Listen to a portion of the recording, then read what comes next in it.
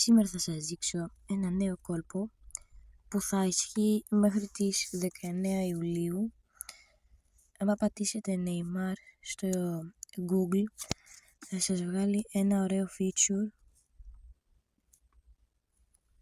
Κοιτάξτε να δείτε.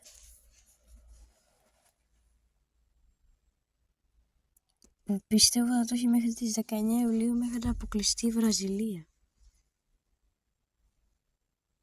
Γιατί είναι feature, θα το λέω World Cup. Τι έγινε και δεν λειτουργεί. Το έχω εδώ, ευτυχώς. Βλέπετε Neymar.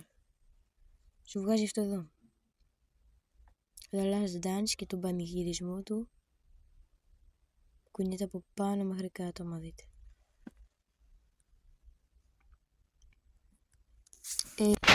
Και η αλήθεια είναι ότι έψαξα να δω αν έχει feature και για άλλους ποδοσφαιριστές που είναι το τελευταίο του Μουντιάλ. Μέση, έψαξα. Ρονάλντο έψαξα.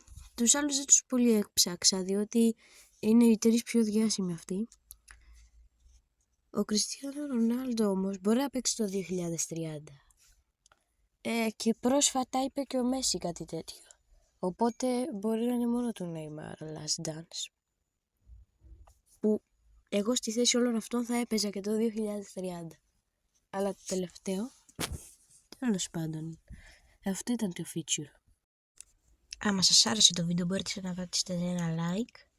Μπορείτε να μου κάνετε ένα subscribe, να ενημερώνεστε και με το καμπανάκι τι ανεβάζω και τα λέμε στο επόμενο. Μέχρι τότε όμως, γεια σας!